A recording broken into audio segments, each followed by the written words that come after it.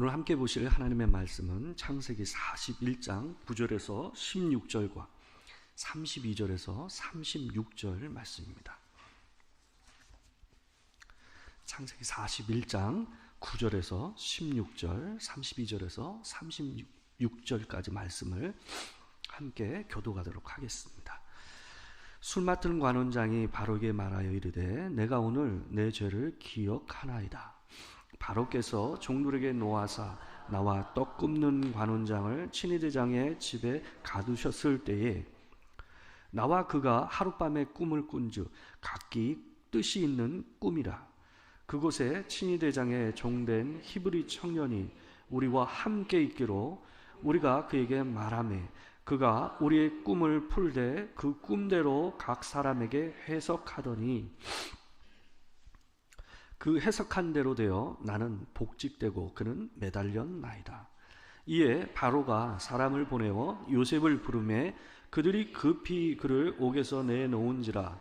요셉이 곧 수염을 깎고 그의 옷을 갈아입고 바로에게 들어가니 바로가 요셉에게 이르되 내가 한 꿈을 꾸었으나 그것을 해석하는 자가 없더니 들은즉 너는 꿈을 들으면 능히 푼다 하더라.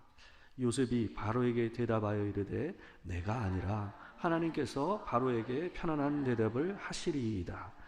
바로께서 꿈을 2번 겹쳐 꾸신 것은 하나님이 이 일을 정하셨습니다. 하나님이 속히 행하시리니 이제 바로께서는 명철하고 지혜 있는 사람을 택하여 애굽 땅을 다스리게 하시고 바로께서는 또 이같이 행하사 나라 안에 감독관들을 두어 그 7해 풍년에 애굽 땅의 5분의 1을 거두되 그들로 장차 올 풍년의 모든 곡식을 거두고 그 곡물을 바로의 손에 돌려 양식을 위하여 각 성읍에 쌓아두게 하소서. 다 같이 읽겠습니다. 이와 같이 그 곡물을 이 땅에 저장하여 애굽 땅에 임할 7해 흉년에 대비하시면 땅이 이 흉년으로 말미암아 망하지 아니하리이다. 아멘. 오늘은 창세기 41장 9절에서 16절, 32절에서 36절 말씀을 가지고 요셉 하나님만 기대하다. 우리 주보하고 좀 제목이 달라졌습니다. 요셉 하나님만 기대하다라는 제목으로 하나님의 말씀을 전하도록 하겠습니다. 우리는 지난주에 요셉이 2 관원장의 꿈을 감옥에서 해석하면서 그가 한껏 이 기대에 부풀었던 내용을 살펴봤습니다. 이제는 내가 이 감옥에서 나갈 수 있는 기회가 이제 왔구나 하는 생각을 했다라는 거죠. 근데 한껏 기대했지만 이 복직이 된 술 맡은 관원장은 어땠습니까? 요셉을 까맣게 잊어버렸습니다. 그로 인해서 만 2년의 세월이 흐른 뒤에도 아무런 일이 일어나지 않았습니다. 만 2년이 흐른 어느 날 이제 또 새로운 일이 일어나기 시작하죠. 여러분, 언제나 사람에 대한 기대가 무너지면 하나님이 보이기 시작해요. 사람에 대한 기대, 내가 어떤 것에 대해서 다른 것에 대해서 하나님과 더불어 함께 기대하는 것이 있을 때는 하나님께서 우리의 삶에 관여하시지를 않습니다. 만약 여러분 술 맡은 관원이 그 감옥에서 나간 이후에 복직한 이후에 과연 이 요셉을 감옥에서 꺼내줬다 합시다. 과연 요셉이 어떤 생각을 했을까요? 분명 그것 또한 하나님께서 하신 일이라고 생각했을 것입니다. 그렇지만 그럼에도 불구하고 그의 생각 가운데 어떤 게 있었을까요? 사람의 힘을 의지하는 어떤 부분이 그 마음 안에 들어오게 되었을 가능성이 높습니다. 온전히 그 일이 하나님의 힘을 통해서 그분의 구원과 은혜를 따라 내가 구원을 받았다는 생각을 갖는 게 쉽지 않았을 것이라는 겁니다. 여러분, 오늘은 우리가 요셉이 잊혀진 듯한 이 2년의 세월 동안에 요셉 안에서 새로운 변화가 일어나는데 그 변화가 어떤 것이었는지를 본문을 통해서 생각해 보고자 합니다. 요셉의 이야기에서요, 중심 테마가 되는 2가지 표현이 있습니다. 뭐냐 하면 첫 번째는 꿈이고요, 2번째는 옷입니다. 근데 첫 번째 우리가 오늘 살펴보고자 하는 것은 꿈과 관계돼서 좀 생각해 보고자 합니다. 이 요셉의 이야기에서는요, 총 6번의 꿈이 나옵니다. 이 첫 번째는 요셉이 꾼 2번의 꿈이고요. 두 번째는 우리가 지난주에 봤던 이 감옥에 있을 때에 들어왔던 술 맡은 관원장과 떡 맡은 관원장이 함께 꾸었던 이 2개의 꿈입니다. 더불어 오늘 우리가 보게 될 본문 가운데 나오는 이 2개의 꿈이 있습니다. 바로가 꾸었던 꿈이죠. 이렇게 요셉의 이야기에는 총 6번의 꿈이 나옵니다. 근데 이제 요셉의 꿈의 이야기에서 독특한 것은 뭐냐 하면 그 꿈들이 전부 다 쌍을 이루고 있다는 거예요. 2개가 하나의 쌍을 이루는 꿈으로 해서 3번에 걸쳐서 6개의 꿈이 이 본문에 나온다라는 겁니다. 요셉이 꾸었던 꿈도 17살에 꾸었던 꿈도 어땠습니까? 2번에 걸쳐서 꿈을 꾸었잖아요. 그죠? 근데 그 2개의 꿈이 하나의 쌍을 이루는 꿈이지 않았습니까? 이 두 번째 이 관원장 2사람이 각각의 꾼 꿈이지만 같은 날 저녁에 같이 꾸었고 그 꿈은 둘 다 뭐가 되어 있어서 연결이 되어 있었던 쌍둥이 꿈이었습니다. 오늘 본문에도 바로가 꾼 꿈도 하나의 쌍으로 이루어져 있는 2개의 꿈이었습니다. 그 이 2개의 꿈을 하나님께서 동시에 꾸게 하시는 하나님의 이유가 있다라고 요셉이 얘기해요. 오늘 본문 32절을 보시게 되면 요셉이 하나님께서 이 2개의 꿈을 꾸게 하신 이유가 이렇다라고 얘기를 합니다. 우리 32절이는데 같이 한번 읽겠습니다. 자, 시작. 바로께서 꿈을 2번 겹쳐 꾸신 것은 하나님이 이 일을 정하셨음이라. 하나님이 속히 행하시리니. 하나님께서 2번의 꿈을 겹쳐서 꾸게 하신 것은 뭐냐 하면 반드시 그 일을 하나님께서 하시겠다라는 의도와 의지를 보여주는 겁니다. 사람이 한 번 꿈을 꾸게 되면 어떻습니까? 이런 꿈도 있겠지 할 수 있잖아요.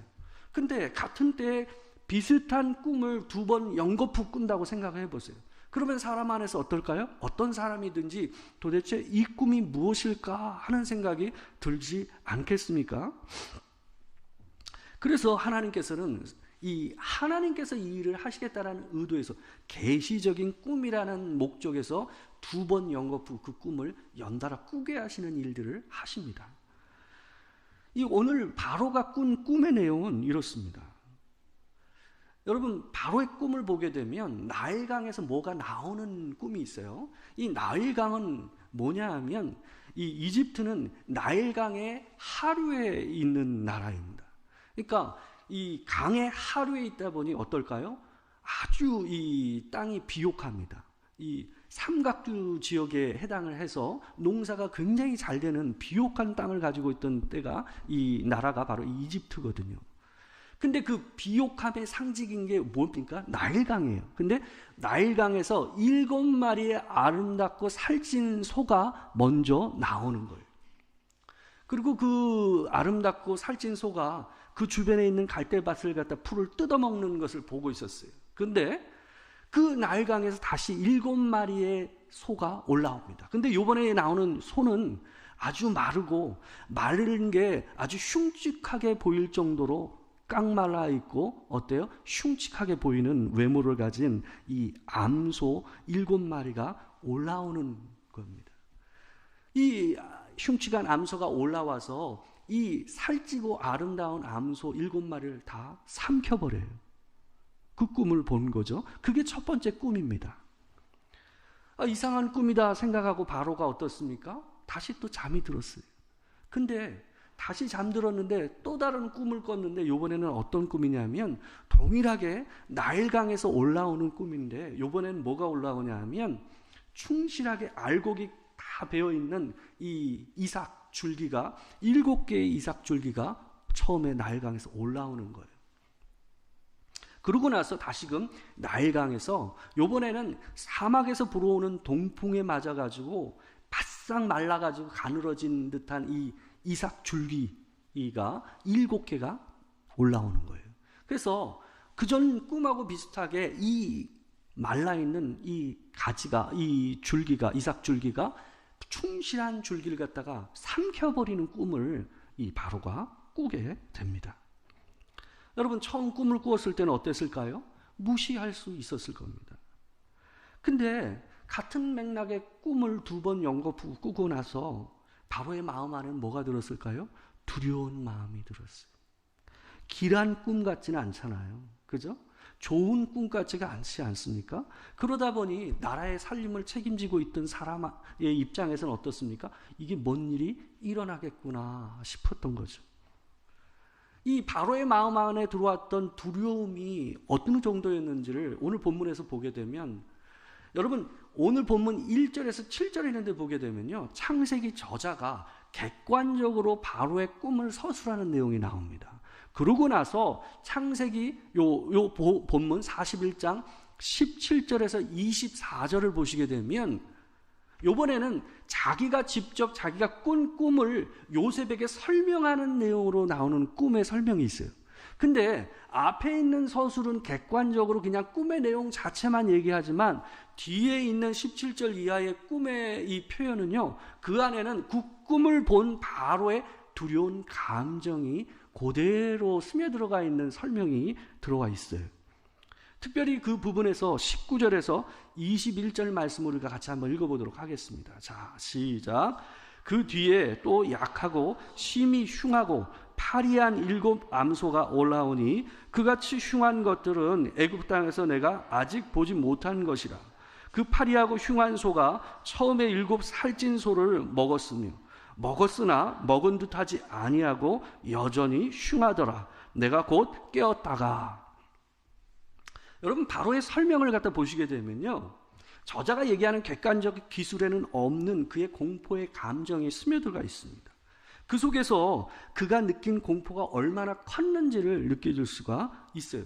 19절에 보시게 되면 뭐라 그럽니까? 심히라는 강조적인 표현을 얘기하고 있어요. 이게 뭡니까? 자기가 본 느낌이에요. 자기가 봤을 때 이것은 뭐예요? 심히 흉하고 파리한 7 암소.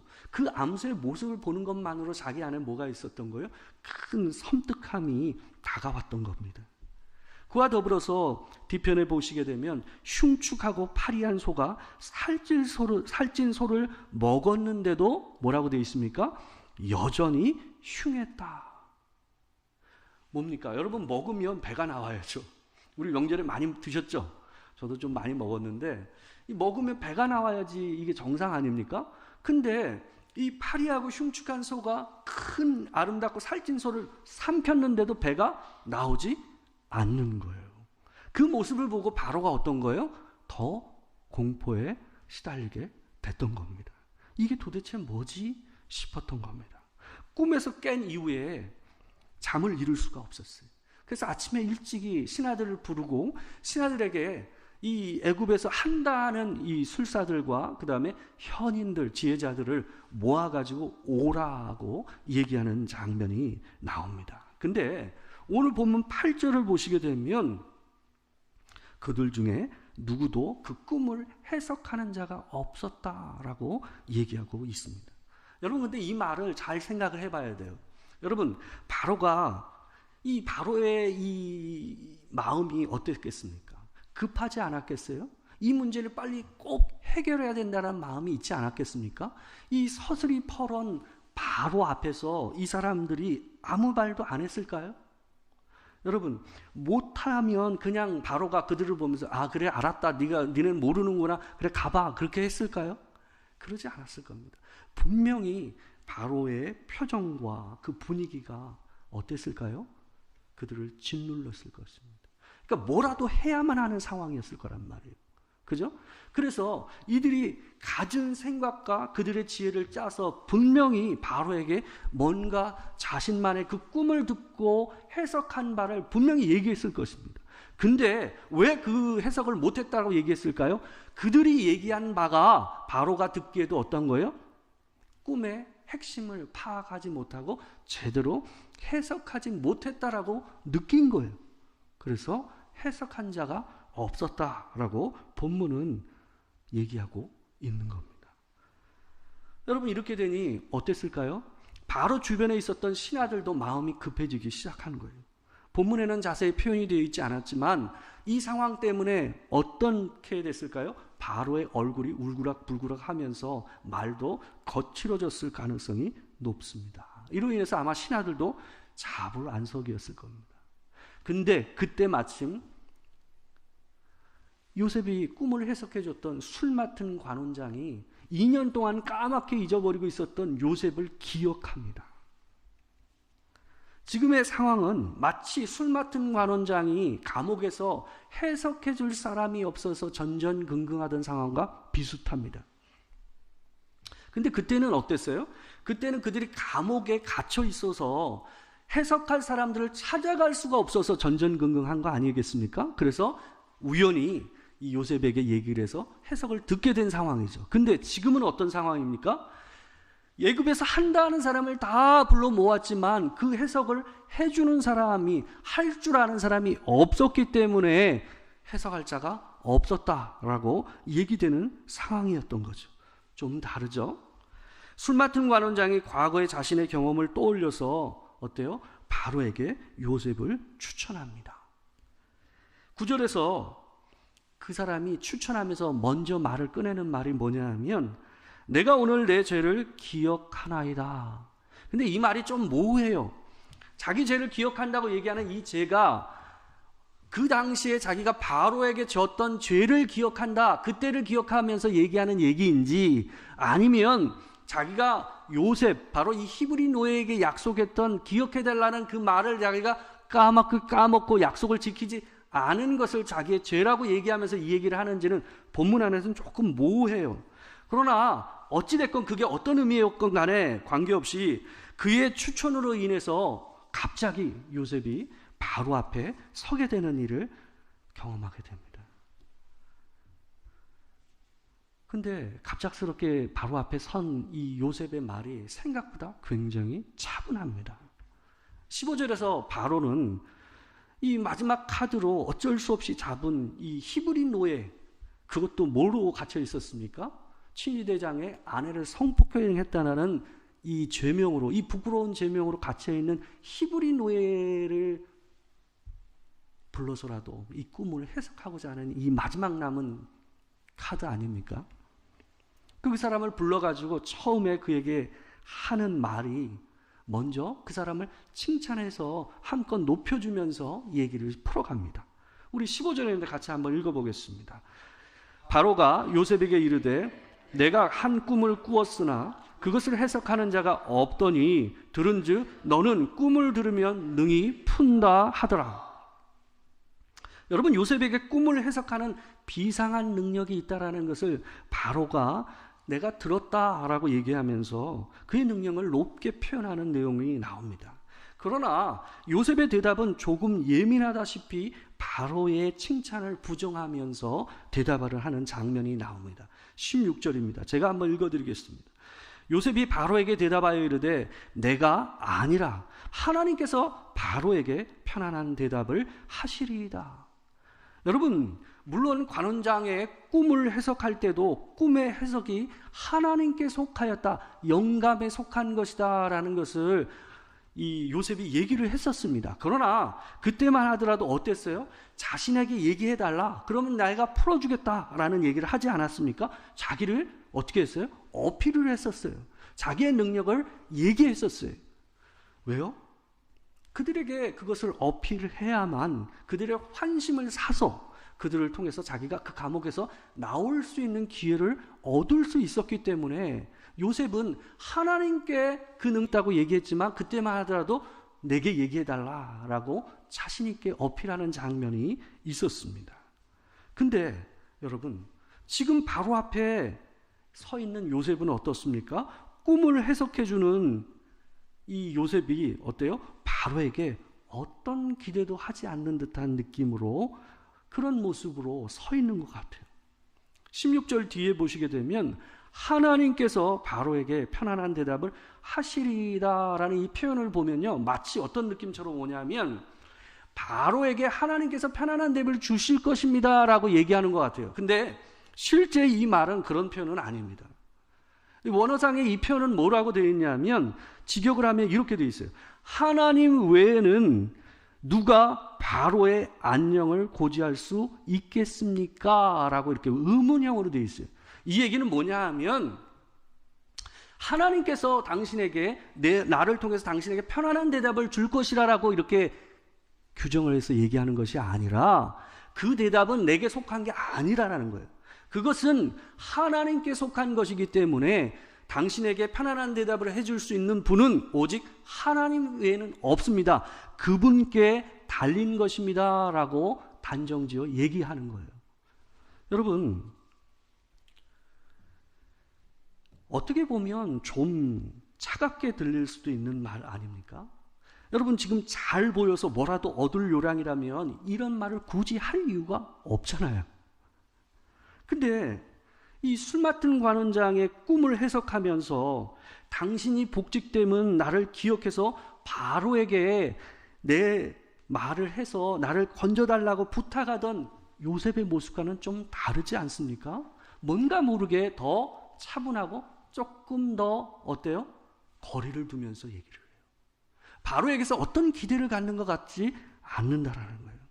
요셉은 꿈을 해석해 준 후에 32절 이하에서 앞으로 어떻게 대비해야 하는지를 어떻게 보면 다소 좀 건방져 보일 것 같기도 한 표현들을 써서라도 바로에게 특별한 방칙을 줍니다. 이렇게 하라고 해요. 한 걸음 더 나가서 뭐라고 얘기하냐면요, 이렇게 하지 않으면 37절에 뭐라고 해요? 망할 수도 있다라고 얘기하고 있어요. 여러분, 요셉이 이 말들을 분명히 바로에게 하면서 예의 있게 했을 겁니다. 바로 앞에서 함부로 얘기할 수 있었겠습니까? 이 애굽의 황제인 바로 앞에서 분명히 예의를 갖추며 조심스럽게 이런 방책과 하나님의 뜻을 전달했을 거예요. 근데 여러분, 어떤 면에서는 이런 표현들이 바로가 듣기에 따라서 어떻게 느껴졌을까요? 건방지다라고 생각하지 않았을까요? 바로가 요구한 것은 꿈의 해석이었지, 꿈 해석을 통해서 그 다음에 내가 할 일까지 알려달라고 얘기한 게 아니었잖아요. 그러니까 요셉의 말을 조금 안 좋게 들어버리면 어떨까요? 바로가 요셉을 죽일 수도 있을 만큼 어떻게 보면 건방지게 느껴질 수도 있는 말이었다 하는 거죠. 여러분, 요셉은 어떤 사람이었습니까? 요셉은 지금 감옥에 있는 죄인이에요. 그것도 어떤 범죄입니까? 치졸하고 치욕스러운 성폭행범으로 갇혀있는 히브리 노예, 히브리 종이었단 말이에요. 여러분, 그런데 꿈만 해석하면 되지, 이렇게 하라 저렇게 하라, 그렇게 하면 망한다 라는 얘기를 할 이유가 어디 있겠느냐 말이에요. 여러분, 요셉이 바로의 부름을 받고 감옥에서 나오면서 과연 이제 내가 감옥에서 나가게 되었구나 하고 나왔을까요? 갑작스럽게 부름을 받았습니다. 그래서 수염도 깎고 면도도 하고 이 머리도 감고 이 목욕도 하고 옷도 갈아입고 나왔어요. 여러분, 그러나 요셉은 지금의 만남에 큰 기대를 하지 않은 것 같습니다. 여러분, 40장에서 우리가 봤던 모습은 어땠어요? 두 간원장에게 어때요? 그 꿈을 해석할 때에 그들이 물어보지도 않은데 자기의 사정을 얘기하면서 내가 억울한 일을 당해서 여기 있는 거고 내가 여기에 있을 일이 아무것도 없다라는 것을 강하게 얘기했잖아요. 꼭 바로에게 올라가시면 내게 그 얘기를 해달라라고 부탁했던 사람이 바로 누굽니까? 요셉이었어요. 근데 여러분, 지금 어떤 상황입니까? 자기가 직접 바로 앞에 서는 상황이에요. 지금 어떤 바로의 꿈에 대해서 이 애굽 안에, 이 제국 안에서 어느 누구도 해석할 수 없는 상황 가운데서 자기가 와서 그 꿈을 해석해 주는 상황이었어요. 여러분, 그 상황 가운데서 바로에게 나 좀 감옥에서 나가게 해달라는 일이 뭐 큰 부탁이겠어요? 그렇지 않겠습니까? 아무것도 아닌 부탁이란 말이에요. 근데 여러분, 오늘 본문을 보게 되면 요셉이 바로에게 이런 방구 이런 부탁을 하는 장면이 나오지가 않아요. 그의 말투와 그의 행동에서 보게 되면 이 사람에게 내가 뭔가를 얻어내겠다라는 낌새조차 느낄 수가 없는 것이 오늘 본문의 내용입니다. 여러분, 지난 2년의 세월간 요셉은 달라졌어요. 자신의 인생의 문제가 사람을 의지함으로 해결될 수 있는 문제가 아니라는 것을 분명히 인식하게 되었던 거예요. 그래서 요셉은 바로에게 말을 할 때도 하나님이 정하신 일이라는 것을 분명하게 강조해서 얘기를 합니다. 하나님께서 반드시 하실 일이니 그 일에 대해서 받아들이고 당신은 그 일을 행해야 합니다라는 어떤 면에서는 더 강한 해석을 하고 있다는 걸 우리가 볼 수가 있다는 거예요. 여러분, 우리가 한번 25절과 28절, 32절 말씀을 같이 한번 읽어보도록 하겠습니다. 같이 한번 읽겠습니다. 자, 시작. 요셉이 바로에게 아뢰되 바로의 꿈은 하나이라 하나님이 그가 하실 일을 바로에게 보이심이니이다. 내가 바로에게 이르기를 하나님이 그가 하실 일을 바로에게 보이신다 함이 이것이라. 바로께서 꿈을 2번 겹쳐 꾸신 것은 하나님이 이 일을 정하셨음이라. 하나님이 속히 행하시리니. 여러분, 여기서 계속 강조되고 있는 게 뭡니까? 여러분, 비록 그 당시에 세계를 쥐고 펴고 할 수 있는 능력을 가지고 있던 힘 있는 바로라 할지라도 하나님께서 정하시고 행하실 일에 대해서 당신이 뭐 해야 된다는 거예요? 그것을 받아들이고 그에 따라서 행동해야만 당신이 살 수 있다라고 이 요셉이 바로에게 강하게 얘기하고 있는 거예요. 근데 이 얘기가 누구를 통해서 얘기되고 있어요? 히브리 종이요, 성폭행범으로 감옥에 갇혀있는 요셉에 의해서 그가 믿는 하나님의 말씀이 대언되고 있는 거예요. 여러분, 요셉은 지난 2년 동안에 정확히 알게 됐어요. 그래서 바로에게 나를 건져달라고 부탁하지 않습니다. 자신의 인생을 주관하시고 인도하시는 분은 오직 하나님 외에는 없다라는 것을 비로소 분명히 인식하게 된 겁니다. 여러분, 관원장이 자신을 잊은 것도 하나님의 뜻이었구나 하는 것을 분명히 인식하게 된 게 요셉인 거예요. 여러분, 요셉이 이것을 알게 되어서 형들을 다시 만났을 때에 창세기 45장 5절에서 8절 말씀과 같은 말을 할 수가 있었던 겁니다. 여러분, 창세기 45장 5절에서 8절 말씀 마지막으로 같이 한번 읽어보겠습니다. 자, 시작. 당신들이 나를 이곳에서 팔았다고 해서 근심하지 마소서, 한탄하지 마소서. 하나님이 생명을 구원하시려고 나를 당신들보다 먼저 보내셨나이다.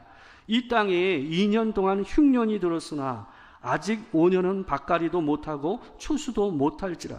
하나님이 큰 구원으로 당신들의 생명을 보존하고 당신들의 후손을 세상에 두시려고 나를 당신들보다 먼저 보내셨나니, 그런즉 나를 이리로 보낸 이는 당신들이 아니요 하나님이시라. 하나님이 나를 바로에게 아버지로 삼으시고 그 온 집의 주로 삼으시며 애굽 온 땅의 통치자로 삼으셨나이다.